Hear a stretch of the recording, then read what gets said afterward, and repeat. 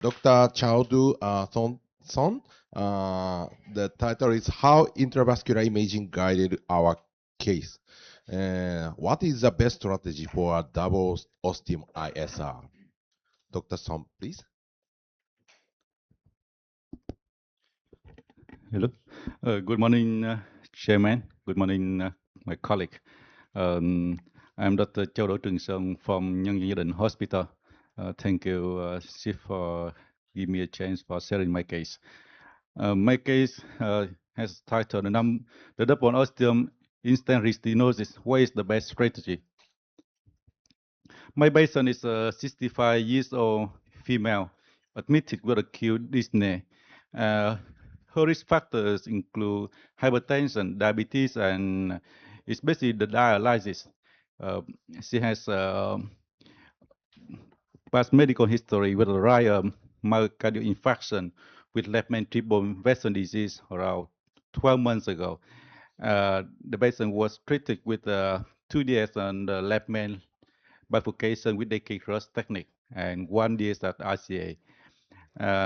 This case is not so anything strange.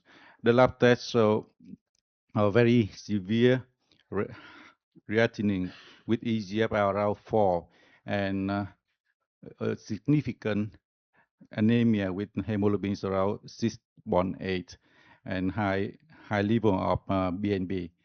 And LVA is wide bore. You have around 28% with hypokinesis anterior and lateral wall. And we see that this very high risk patient, and after stabilize the patient, we transfer the patient to the cath lab. And the right, so the stent is still okay, but you see that at the left, we see both ostium is has severe stenosis in both ostium. And we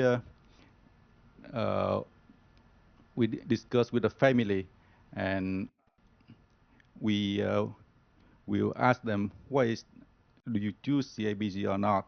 But they refused the CIBG. And for BCI, what is your strategy? We will continue with a BCI with two-stent strategy for left main LAD, circumflex, or we apply the drug coating balloon, or we have another choice. And in I would say I choose to apply the drug coating balloon in this case, because to prevent the many layers of the stent. And just look back at the classification of instant restenosis of Waxman. You see that previously we have the Meran classification, and this classification based only on the CAG, but now we have the Waxman classification. It's based on IVI interpretation, and it has 5 grades. The first is the mechanical. It is due to we have stent under expansion and stent fracture. The second is the biologic based on the neointimal hyperplasia, atherosclerosis, or without calcify. And the third one is the mixed pattern. It's a combined mechanical and biologic etiology. And the fourth is a CTO, and the fifth is a more than 2 layers of stent. And based on this classification, we will have the strategy for the patient. And this I was presumed for the SURF and the LAD. Let's have a look.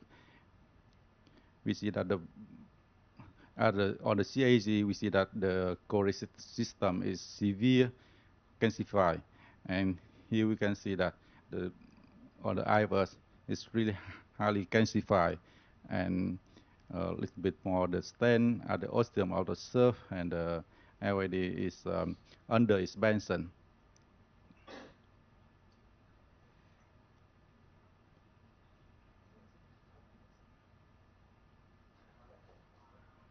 The left main is still okay. And this is the measurement, and we see that on the ostium of the SURF, the MSA is 3.4, and the MSA at the ostium of LAD is 3.9, and is less than 4. And so we proceed with the BCI by using, and we have a case summary. This is a very high risk basin, which is cheap and the hybrid wrestling and instant restenosis in both ostium. And we have many strategy, and we proceed with the DCB. And we proceed the BCI with the NC 2.5 first, and then to scoring NIC 3.0, and then the NC 3.5 on the LAD, and NC 3.0 on the SURF. And we do a kissing balloon inflation with 12 ATM at both ostium.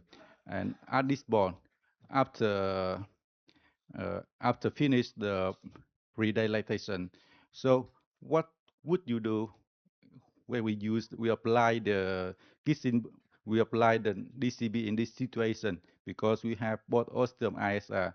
We will do sequential DCB, or we have another choice, and this is my choice. We use the kissing balloon for 2 DCB, one 3.5 by 20 on the LAD, and the second one 30 by 20 on the SURF, and we inflate to the 12 atmosphere, and we keep 60 seconds. Uh, Actually, we firstly we think that this is very high risk basin, so we we set the target. The first target is 30 milliseconds, and then after 30 seconds, we say, oh, it's the hemodynamic is still stable. We increase to 40, and then 50, and then 60, and this is the final result. The This is the IVERS finding. For conclusion, IVI is essential for defining the mechanism of ISR and getting the most effective interventional strategy. And DCB plus IVI is maybe the optimal approach for morphology guided ISR treatment. And I have some discussion question for you. The first one, what is the optimal revascular strategy in this complex case? The IVERS interpretation will clarify the pathophysiology, and DCB technique tailoring the strategy for bifurcation ISR. And final angiographic assessment, is the result acceptable or it needs further optimization warranted? Okay, thank you very much for your attention.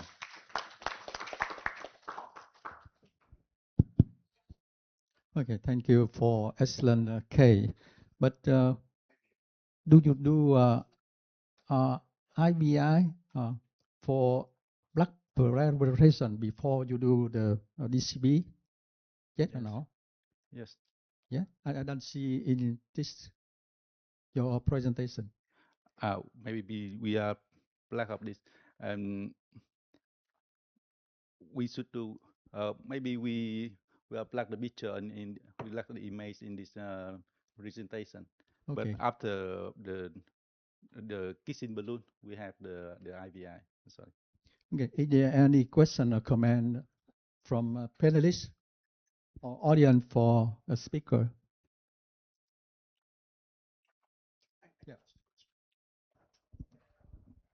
Very good case. So thinking about deploying the DCB in a kissing balloon fashion, the ISR was in the LAD and the circumflex, the left main was okay. Was there an advantage in deploying them at the same time? I mean, the other option was to do them in sequence, one after another. Was there any advantage in deploying the DCB in a kissing balloon fashion? Because we see that when we use the DCB is only the final one, and after that we don't touch the vessel anymore. And we scared that if we DCB on the left main LD first and then left main surf, maybe the ostium, the canal will change. So maybe we need another kissing balloon. So if we touch the rock, so we decided to use the kissing balloon with the DCB. Fair point. One option, if I could, so one option would be to deploy, say, that LAD DCB first, keep the balloon there, and then deploy the circumflex DCB, each for 60 seconds. When you're finished, then just pull that LED balloon back and deploy for 12 seconds. Because you have not deployed any new metal, you do not need high pressure inflation here. And because DCB is deployed only at 6 atmospheres, the risk of carina shift is quite low.